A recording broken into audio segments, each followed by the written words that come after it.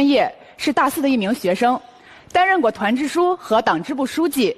大2作为交换生到山东大学交流学习1年，所有的经历对于我来说都是一笔财富。外面的世界很大，我想去看看。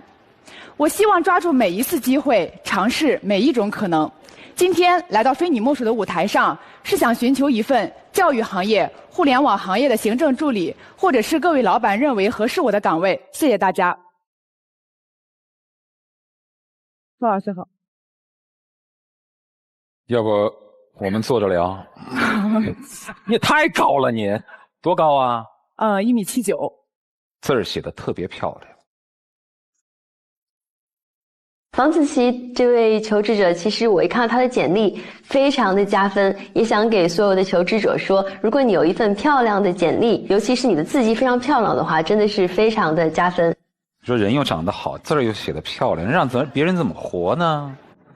其实我也是有缺点的，也是在不断的完善。你这说这话更让人想打你，你知道吗？其实我也有缺点的，说什么缺点？缺点的话，可能就是大家都会觉得好像跟我站在一起比较有压力，但是其实我这个人还是挺平易近人的，就是接触起来的话。你能不这样说话？你应该说亲和力好。哦，亲和力好，平易近人，我的天哪！他在我一个老人面前说他平易近人，哎呀，哎，他可以做模特哎，你看长得好，而且他虽然高，但身材比例很好。有人劝你进这个娱乐圈吗？做模特吗？有。你咋不去呢？其实我蛮喜欢模特的，就是我很喜欢在舞台上那种感觉，但是我不想做职业模特，我只是业余比较喜欢。就是在不是模特的人群当中做模特，这思路很清楚啊。很多选手都把这种爱好当成职业，其实这是2回事儿。喜欢是不需要理由的啊，对不对？哎，你走个台步，我看看。好，来，音乐起。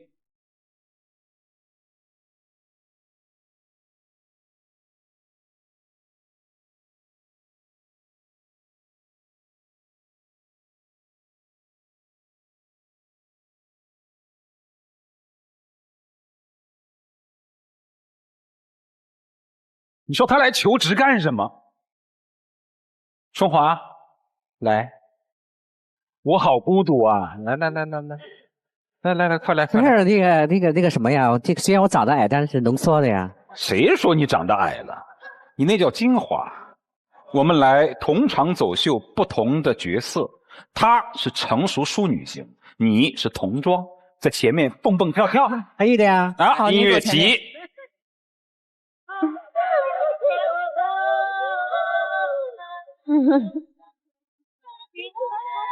别说还可以吗？啊，好，谢谢。放学了，你可以回家了啊！来。这个刘总，然后他是跟我合作走的这个秀，挺荣幸的，感觉效果还挺好的，就是我们俩的这个节奏啊，包括这个步调什么的都还蛮一致。唉，其实我觉得站在你身边最有压力的不是女人，是男人。有男人追你吗？有。追你的最狂热的男生是什么行为？在我高中的时候吧，当时我们一起去听一个讲座，就是所有的班都在一起，同学。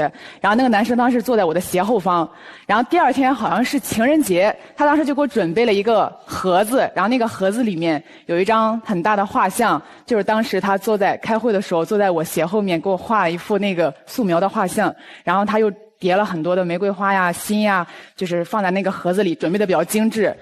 还干了什么？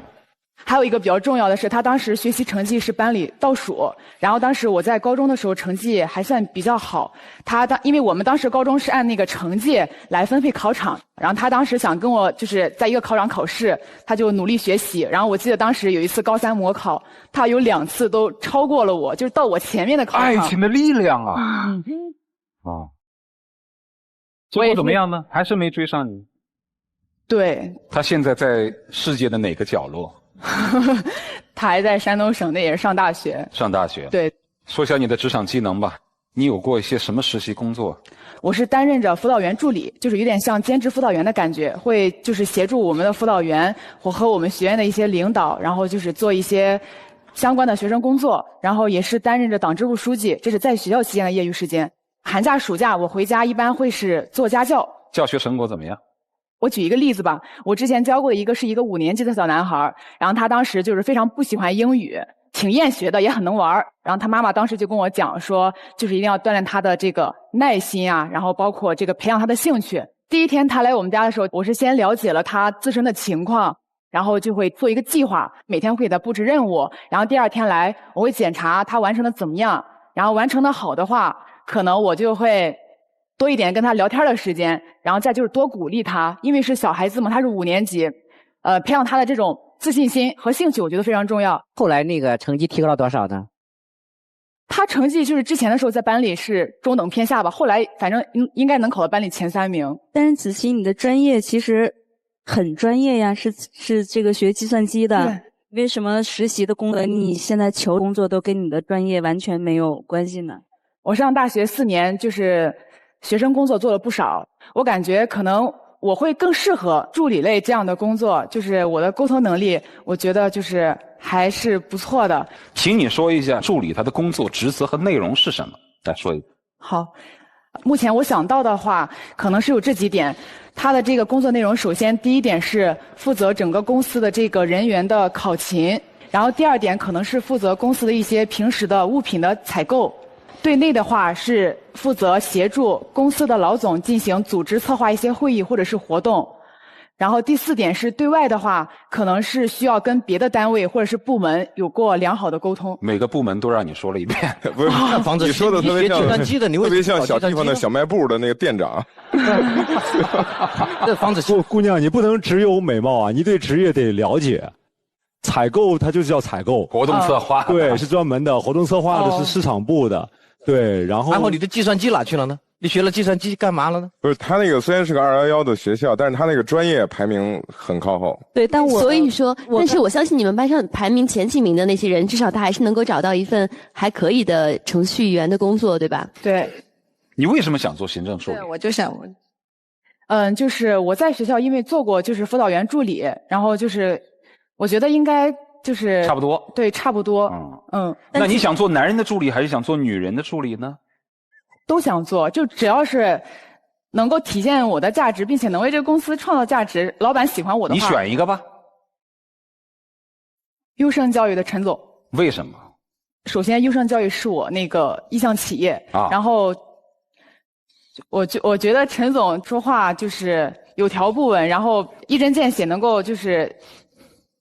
那个说到关键的地方，因为我确实我是一个山东女孩，非常典型，就是我就是说话做事可能不太喜欢拐弯抹角，比较直率。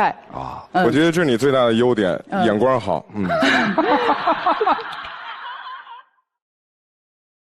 我一直在试图找他自己的兴趣，我永远觉得求职者要根据自己的禀赋加上自己的兴趣去走哈。我们既然上了几年的大学，一定要把自己所学的专业用到，这样才是最给你加分的。你要求薪资多少？实习工资3500。3500倒是不高，跟你的身高成反比啊。有地域限制吗？北京或者是武汉。这个除了助理之外，别的干吗？也考虑。销售考虑吗？也考虑，就是可能我没做过。真的考虑啊？不怕吃苦啊？我不怕吃苦，我觉得年轻就是应该多拼搏，多吃苦。我倒是欣赏这个女生有一点，不拿自己的这个青春美貌说事儿，这挺好的。来，第一轮选择去或留。谁灭谁是傻子？3500，找一个1.79米的多划算。好，下盏灯全留。